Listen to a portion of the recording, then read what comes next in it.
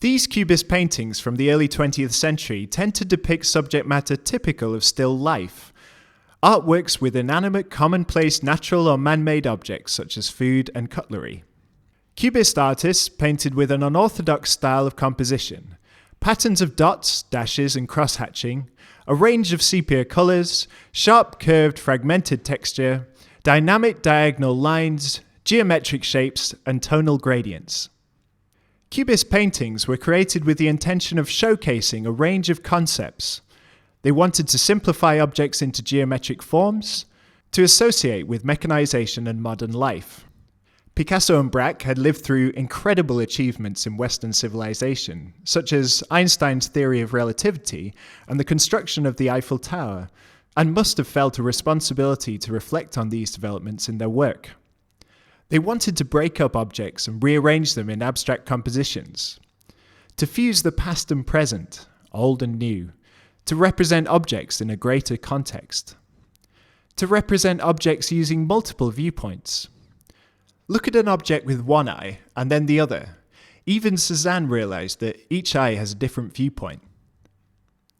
The Cubists wanted to create multiple perspectives, simultaneity, and multiplicity.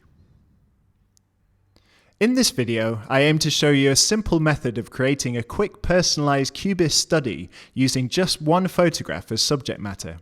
You could use more photographs from different perspectives, but I use only one in this exercise.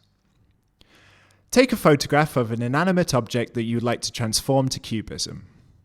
You can photocopy it in black and white, or you can use a filter such as sepia tones to make the colors more true to cubism if you want.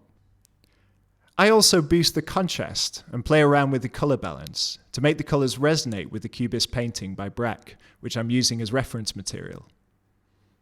Print out 2 copies of the photograph and arbitrarily cut one of the photographs in horizontal strips and the other in vertical strips. Arrange the strips into a fractured composition and glue them down as you go. You will have awkward gaps, so there will be a point where you decide to use scissors to cut strips to fit into the gaps.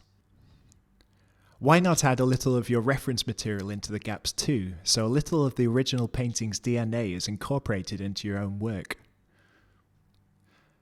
Once you are happy that your collage is adequately Cubist, the next stage is to make a painting study from it. You may have noticed that black paint is never used in Cubist paintings, but there are a great deal of dark tones present. One option for creating these dark tones is to mix ultramarine blue and burnt umber brown together. A great variety of off-black tones can be created in this way. My next piece of advice is to draw the outlines of the shards of photograph using that off-black colour. This will help to construct the overall composition of the study.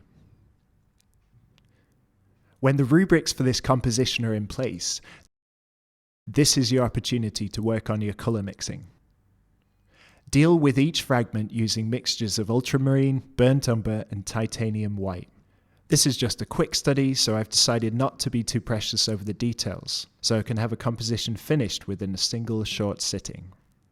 You may have opportunity to work on a larger scale or study more closely, depicting the patterns, textures and tones that you see in the photograph.